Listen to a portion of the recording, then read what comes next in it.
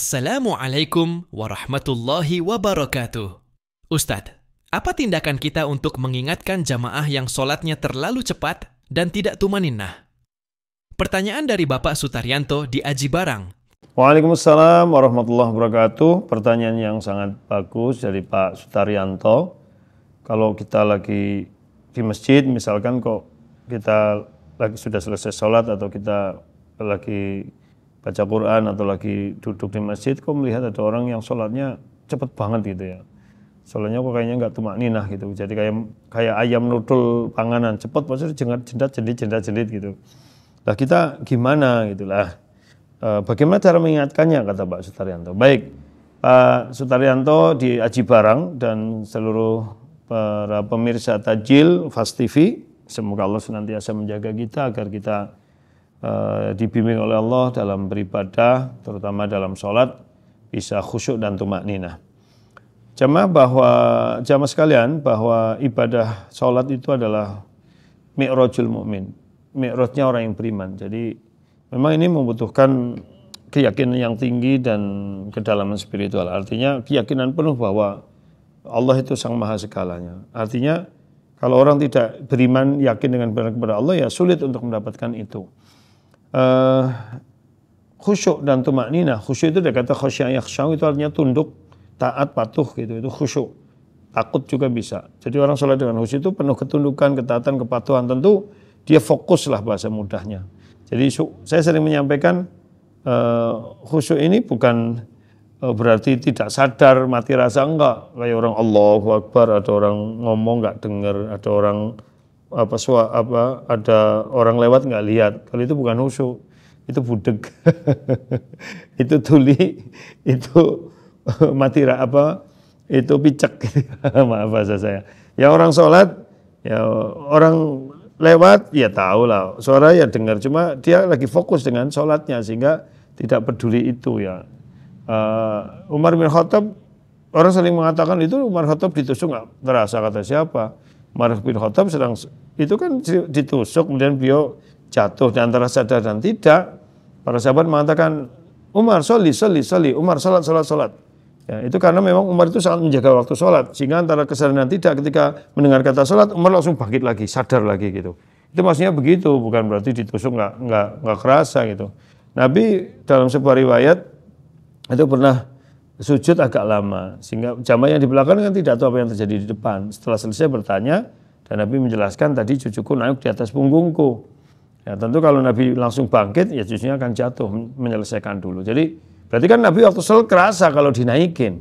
Bukan berarti sholat itu mati rasa. Khusyuk itu bukan begitu. Jadi khusyuk itu ya menghadirkan hati dalam beribadah kepada Allah. Ya bagaimana kita bisa menghadirkan hati? Ya ketika kita meyakini bahwa kita sedang berhadapan dengan Allah. Ya, kan kita ketika Allahu Akbar kan sudah saya Allah Maha Besar. Ya, berarti kan saya sedang berhadapan dengan Allah. Apalagi kalau yang baca doa iftitahnya wajjahtu wajhiya lilladzi fataras samawati wal arda hanifan muslima kana minal musyrikin. Itu kan doa iftitah banyak. Nah, kalau yang baca itu kan jelas, aku hadapkan wajahku, wajjahtu wajhiya kan artinya itu kepada zat yang menciptakan langit dan bumi, dan aku bukan orang yang musyrik. Sesungguhnya salatku, ibadahku, kan lagi ngomong sendiri, saya hadapkan wajahku. Jadi persoalannya di situ, bagaimana menghadirkan hati sedang bersama Allah. Persoalan kedua, kadang-kadang kita itu sholat itu tidak tahu maknanya. Gitu. Jadi doa-doa yang kita baca, ayat-ayat kita tidak tahu, sehingga ya gimana mau khusyuk. Ya, kalau kemudian kita hanya melafalkan tok, gitu, ya masih mending karena biasanya fokus dengan bacaannya. Tapi pada sholat jamaah, yang ketika imam baca, itu kita nggak tahu, ya ini jadi kurang khusyuk, tidak khusyuk jadinya. Pikiran jadi melayang kemana-mana. Yang ketiga, tidak merenungi hikmah dari sholat. Bahwa sholat itu di surat Toha 14, aqimis sholat lidikri, dirikanlah sholat untuk mengingatku.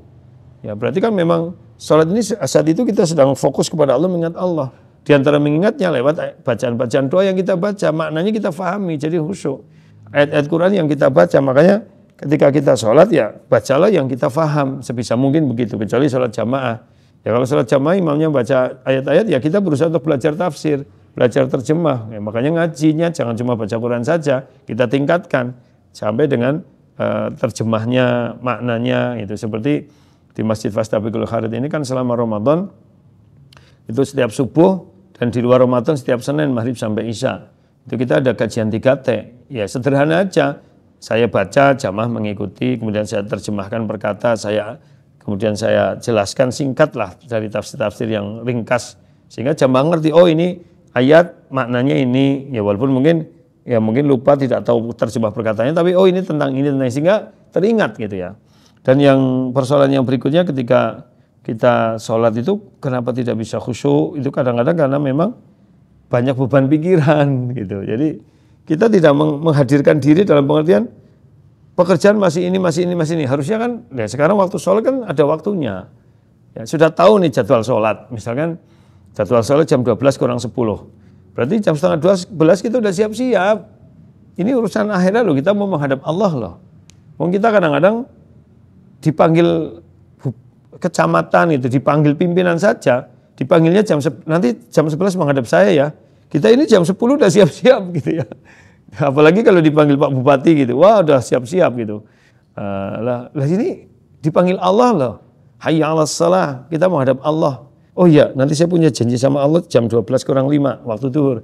Nanti saya punya janji sama Allah jam 3. Nanti saya punya janji sama Allah jam 6. Nanti saya punya janji sama Allah jam 7. Ya harusnya siap kan. Dan kita sudah tahu setiap hari begitu, maka ya persiapkan diri sehingga ketika sholat kita tidak teringat dengan pekerjaan kita, masalah kita.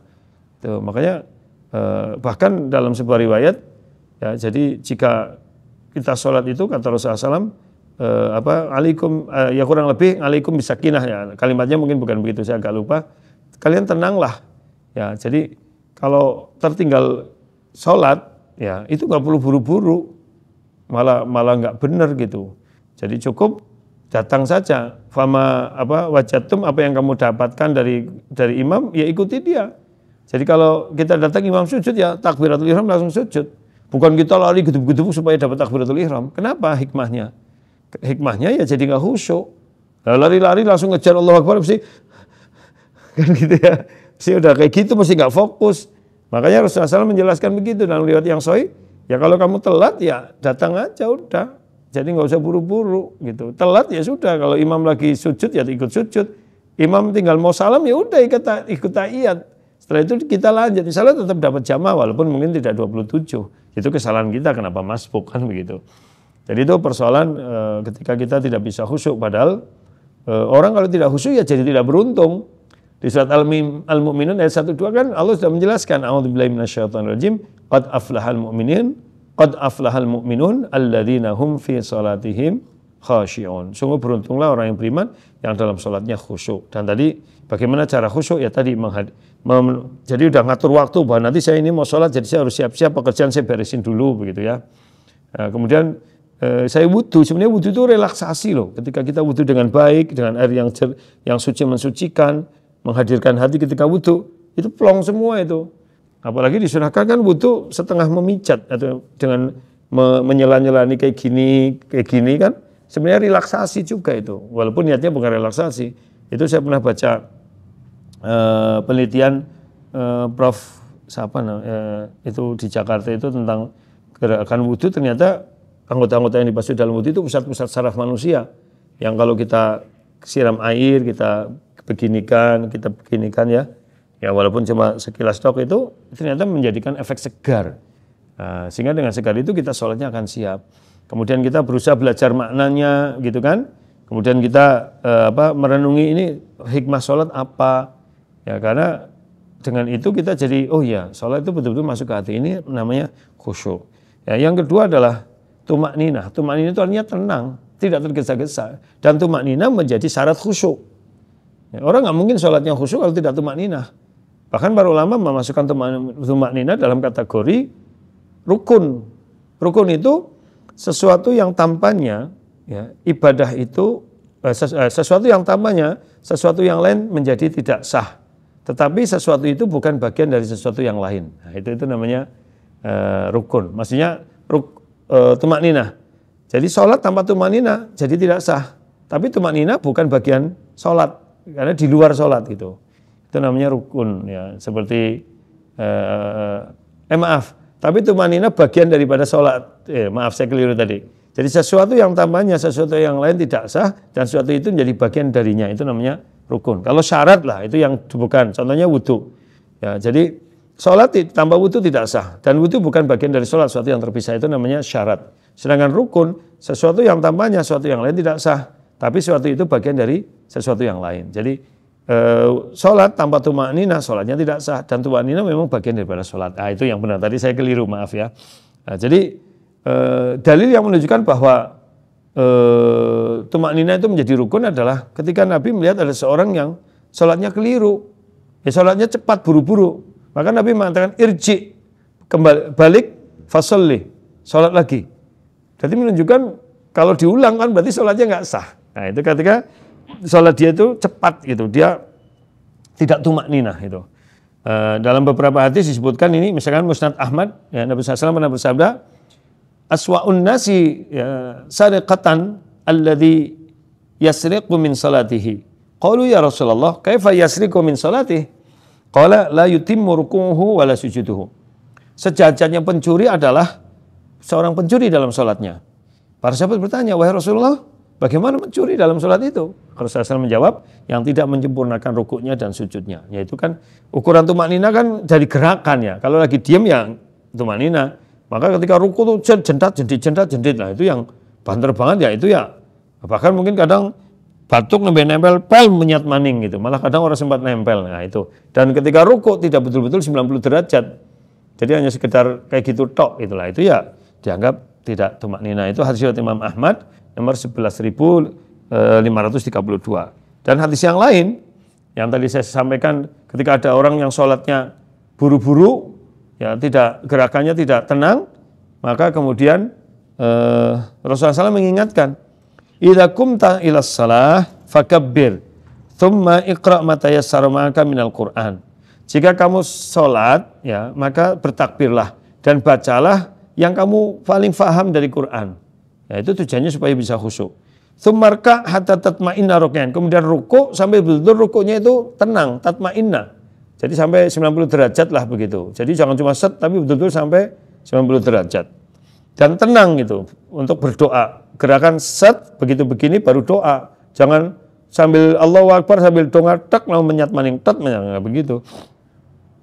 Tsummarfa hatta ta'tadil. Kemudian bangkitlah dari ruku hatta ta'tadil qa'iman sampai i'tidal. I'tidal itu lurus gini berdiri.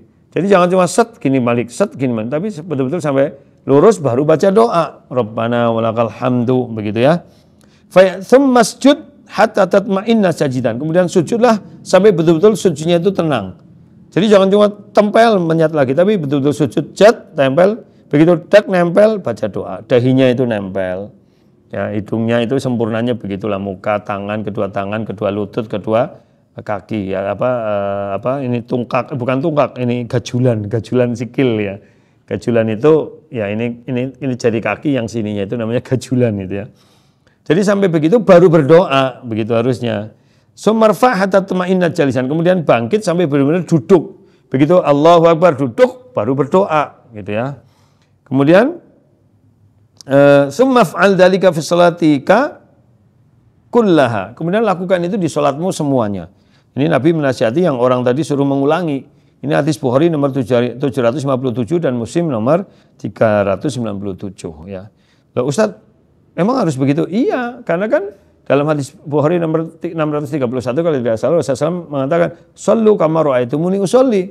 Sholatlah kalian sebagaimana engkau lihat aku sholat, kan gitu. Jadi patokan standar sholat ya seperti Rasulullah. Dan ini menjadi tumakninah menjadi rukun karena ada hadis yang tadi. Ya kalau Nabi tidak mengatakan kembali ulangi sholatmu, nah berarti kan sah sholatnya, cuma tidak sempurna. Nah ini Nabi mengatakan ulangi kok sholatmu, irji kembali, wudu lagi, ulangi lagi, menunjukkan tidak tumakninah. Ya menunjukkan bahwa itu rukun karena harus ngulang lagi, artinya tidak sah. Dari Abu Ya'la rahimahullah. Ini dalam musnadnya nomor 7184, diriwayatkan juga oleh Imam Tabrani, ini nomor 3840. Ya, ini dengan sanad yang hasan dijelaskan, ini lebih mengerikan. Kenapa saya menyebut hadis lengkap dengan nomornya? Karena supaya betul-betul valid. Ya, karena ini hadisnya jelas sih, seolah-olah sebagaimana engkau lihat aku sholat, maka harus jelas hadis-hadisnya ini. Jadi diceritakan anna Rasulullah SAW ra'a rajulan la yutimmu ruku'uhu yanquru fi sujudi wa huwa yusalli. Faqala Rasulullah SAW, "Law mata hadha ala halihi hadhihi ya, mata ala ghairi millati Muhammadin sallallahu alaihi wasallam." Na'udzubillah min dzalik wal iyadu billah. Nabi melihat seorang laki-laki yang tidak menyempurnakan rukuknya dan mematuk dalam sujunya. Mematuk dalam sujunya itu jentat-jentit gitu. Jadi kayak kinjeng cewek lah, gitu. kayak ayam mematuk makanan.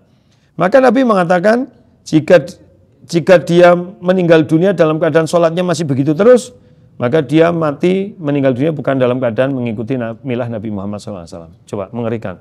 Ancamannya sangat jelas.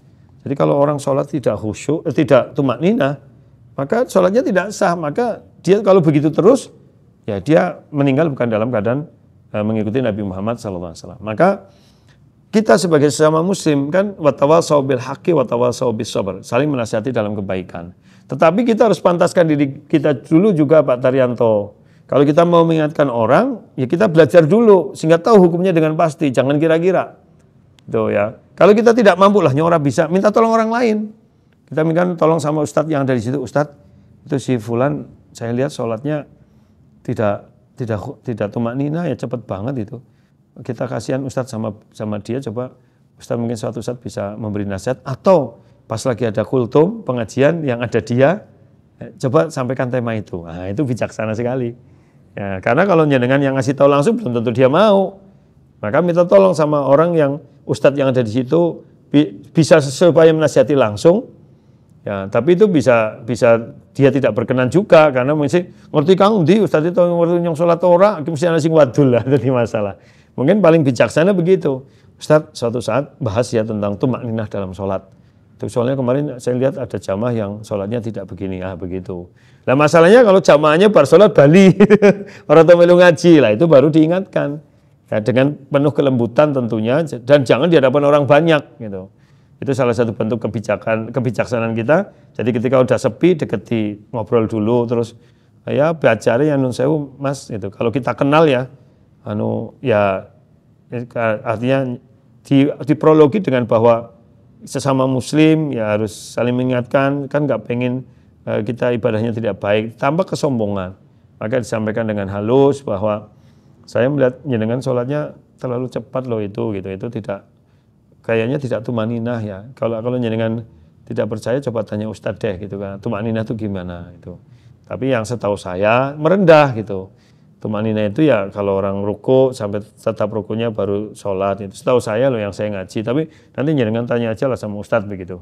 Eman-eman loh mas, karena nanti kalau nggak tumaninah kan kita nggak sah ibadahnya. Nah, syukur jenengan hadisnya nek orang andel kayak ditidokna misalkan begitu. Tapi ya mungkin kita tahulah kejiwaan orang itu gimana. Kalau orangnya mudah tersinggungan dan kita tidak kenal, ya lebih baik ke ustadz yang ada di sekitar di masjid itu untuk suatu saat kultum atau membahas materi tentang itu atau memberi nasihat langsung ke dia. Tapi kalau jenengan orang kenalnya dengan baik, jenengan tahu sifatnya tidak tersinggungan, mungkin dia melakukan itu karena ketidaktahuan, ya deketin saja, sampaikan apa adanya, tapi jangan di depan orang banyak gitu. Cukup dalam kondisi berdua. Atau suatu saat datengin aja. Pas dia selesai sholat, yuk, ini yo mam disit lah, yuk. Itu misalnya kalau bukan Ramadan ya, mam disit, ya yuk. Nah, pas lagi mam, lagi nggak ada orang, lagi ngobrol berdua sambil jelasin itu diskusi santai. Kita tidak langsung menukik ke masalah itu ya bisa. Tentang ya dengan cerita aku ingin milu ngaji itu sama Ustadz Mintaraga misalnya tentang masalah tumak ninah gini. Jadi jebulane sholat gue nek ora tumak ninah ora sah ya gitu gini ya kan. Dia mungkin sadar gitu kan, atau langsung kowe lho wingi coba sholatnya banter-banter kowe ngerasa ora gitu. Iya sih, loh gue jadi rasa kue gitu. Itu kalau udah dekat enak. Itu nanti ibaratnya dalam hadis ini riwayat Imam Ahmad tuh disebutkan begini kata Ustaz Mintaraga misalnya. Nggak apa-apa ngutip nama saya, nggak apa-apa. Kalau kan saya juga menyampaikan ini gitu. Kalau tidak ya nggak usah ngutip nama saya, langsung aja aku soleh hadis saya ingin takon Ustaz Mintaraga kayak kie coba. Jadi yang ngerdewek sholat orang tumak ninah, orang nasi ngemutna sampai kita mati, malah matinya udah nang agamanya Nabi Muhammad karena sholat itu ora diterima. Alhamdulillah kayaknya kan ya kowe kan udah kayak siapa udah wong liya lah kayaknya pada karo kowe yang eman-eman kowe ora terima.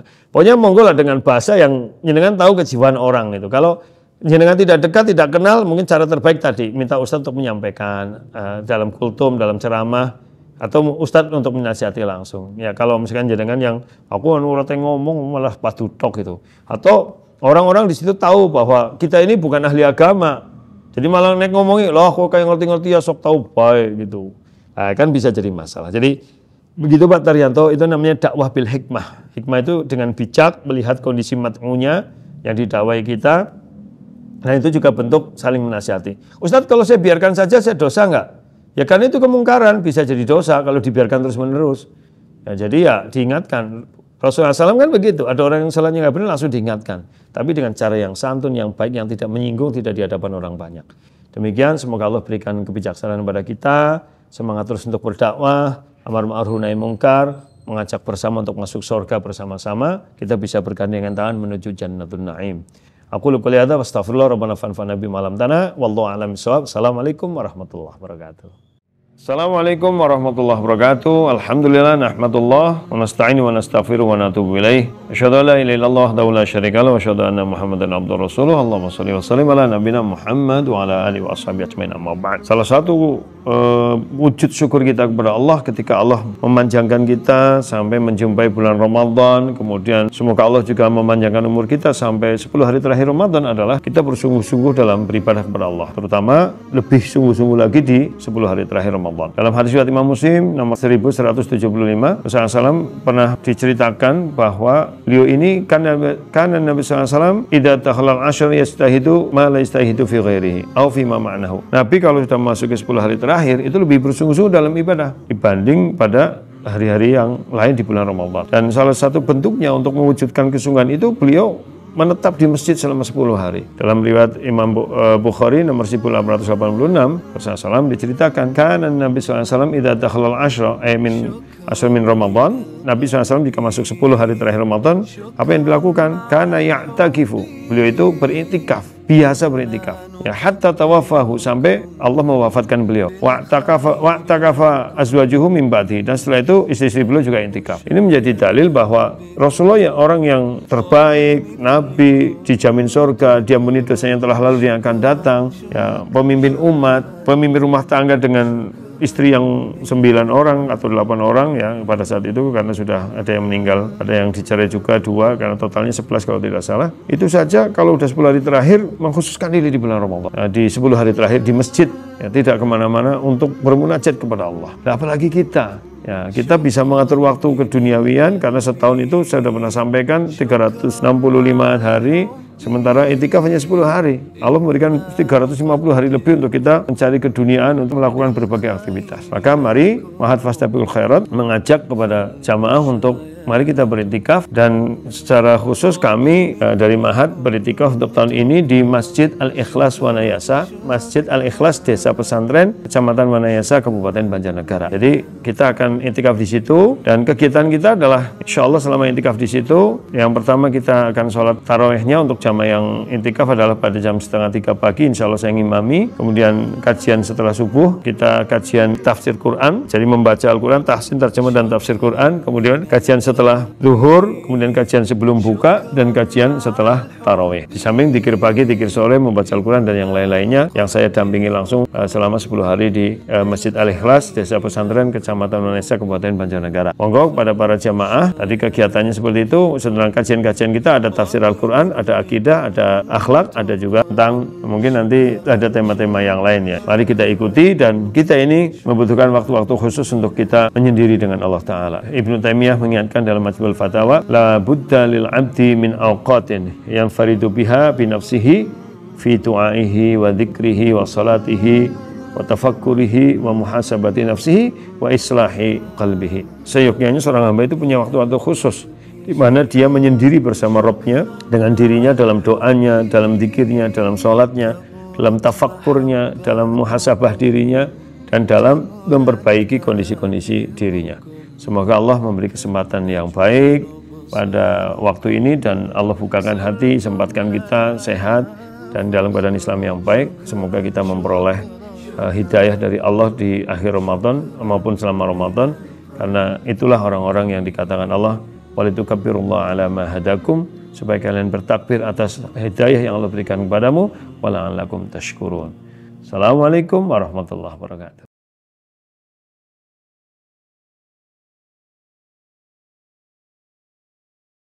أعوذ بالله من الشيطان الرجيم بسم الله الرحمن الرحيم إذا السماء انفطرت وإذا الكواكب انتثرت وإذا البحار فجرت وإذا القبور بعثرت علمت نفس ما قدمت وأخرت يا أيها الإنسان ما غرك بربك الكريم الذي خلقك فسواك فعدلك في أي صورة ما شاء ركبك كلا بل تكذبون بالدين وإن عليكم لحافظين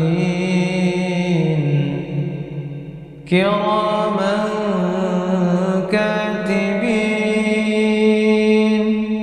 يعلمون ما تفعلون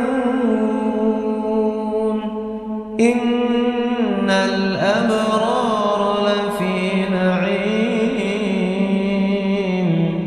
وإن الفجار لفي جحيم يصلونها يوم الدين وما هم عنها بغائبين وما أدراك ما يوم الدين ثم ما أدراك ما يوم الدين يوم لا تملك نفس لنفس شيئا والأمر يومئذ لله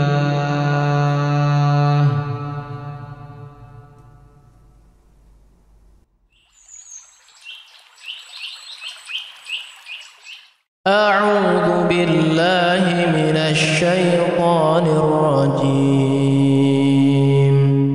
الله لا إله إلا هو الحي القيوم لا تأخذه سنة ولا نوم له ما في السماوات وما في الأرض من ذا الذي يشفع عنده إلا بإذنه يعلم ما بين أيديهم وما خلفهم ولا يحيطون بشيء من علمه إلا بما شاء وسع كرسيه السماوات والأرض ولا يؤوده حفظهما وهو العلي العظيم بسم الله الرحمن الرحيم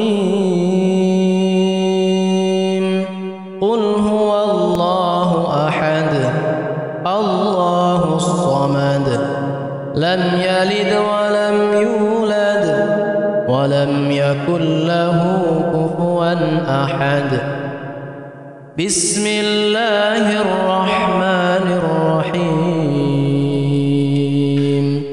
قل أعوذ برب الفلق من شر ما خلق ومن شر غاسق إذا وقب ومن شر النفاثات في العقد ومن شر حاسد إذا حسد بسم الله الرحمن الرحيم قل أعوذ برب الناس ملك الناس إله الناس من شر الوسواس الخناس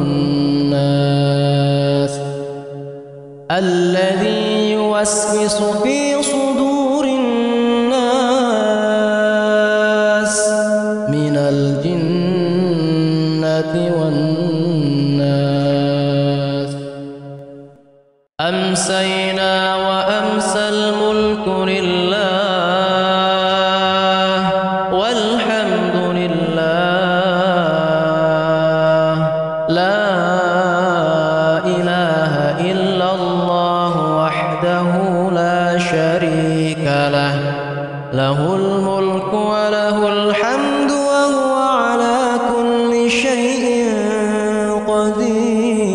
قدير رب أسألك خير ما في هذه الليلة وخير ما بعدها وأعوذ بك من شر ما في هذه الليلة وشر ما بعدها رب أعوذ بك من الكسل وسوء الكبر رب أعوذ بك من عذاب في النار وعذاب في القبر اللهم بك أمسينا وبك أصبحنا وبك نحيا وبك نموت وإليك المصير أمسينا على فطرة الإسلام وعلى كلمة الإخلاص وعلى دين نبينا محمد صلى الله عليه وسلم وعلى ملة أبينا إبراهيم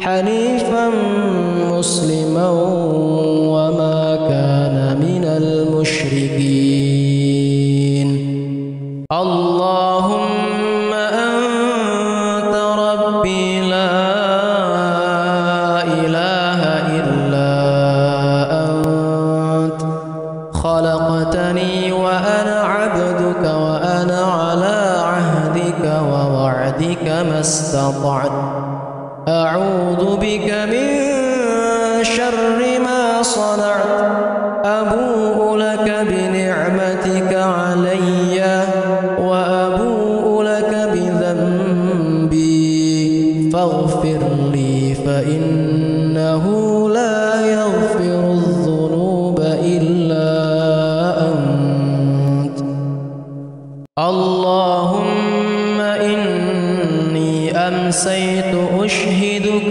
وأشهد حملة عرشك وملائكتك وجميع خلقك أنك أنت الله لا إله إلا أنت وحدك لا شريك لك وأن محمدا عبدك ورسولك رضيت بالله ربا وبالإسلام دينا صلى الله عليه وسلم نبيا رضيت بالله ربا وبالإسلام دينا وبمحمد صلى الله عليه وسلم نبيا رضيت بالله ربا وبالإسلام دينا وبمحمد صلى الله عليه وسلم نبيا اللهم صل وسلم على نبينا محمد اللهم صل وسلم على نبينا محمد اللهم صل وسلم على نبينا محمد اللهم صل وسلم على نبينا محمد اللهم صل وسلم على نبينا محمد اللهم صل وسلم على نبينا محمد اللهم صل وسلم على نبينا محمد اللهم صل وسلم على نبينا محمد اللهم صل وسلم على نبينا محمد اللهم صل وسلم على نبينا محمد اللهم عافني في بدني اللهم عافني في سمعي اللهم عافني في بصري لا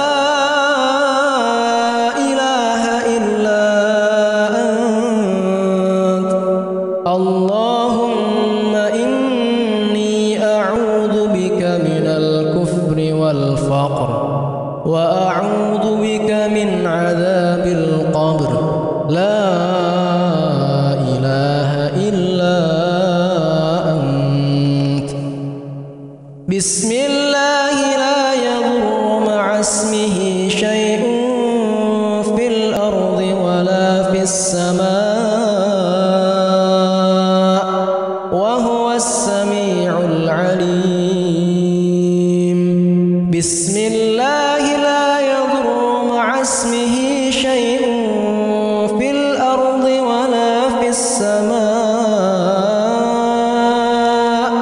وهو السميع العليم بسم الله لا يضر مع اسمه شيء في الأرض ولا في السماء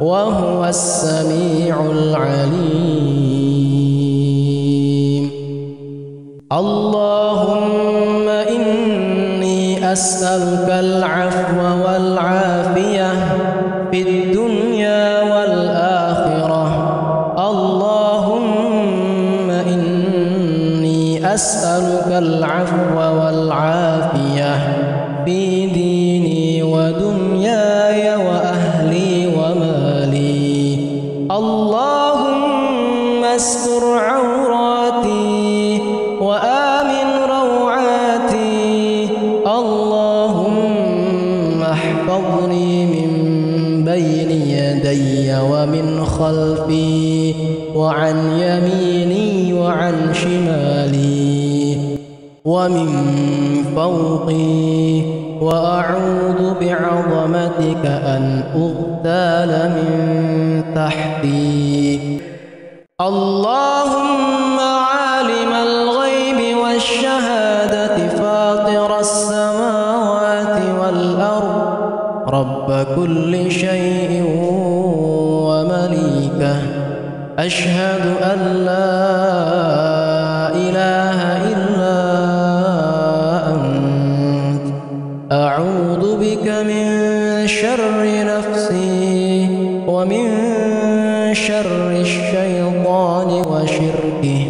وأن أقترف على نفسي سوءا أو أجره إلى مسلم. يا حي يا قيوم برحمتك أستغيث أصلح لي شأني كله ولا تكلني إلى نفسي طرفة عين. أعوذ بكلمات الله التامات من شر ما خلق. لا إله إلا الله وحده لا شريك له، له الملك وله الحمد يحيي ويميت وهو على كل شيء قدير. لا إله إلا الله وحده لا شريك له، له الملك وله الحمد وهو على كل شيء قدير.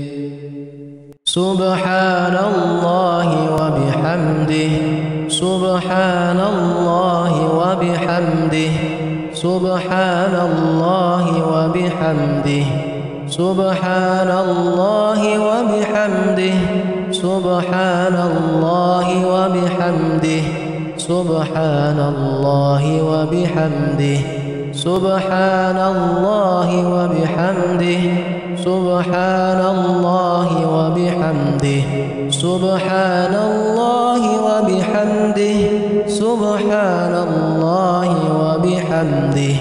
أستغفر الله وأتوب إليه، أستغفر الله وأتوب إليه، أستغفر الله وأتوب إليه، أستغفر الله وأتوب إليه، أستغفر الله وأتوب إليه، أستغفر الله وأتوب إليه، أستغفر الله وأتوب إليه، أستغفر الله وأتوب إليه، أستغفر الله وأتوب إليه، أستغفر الله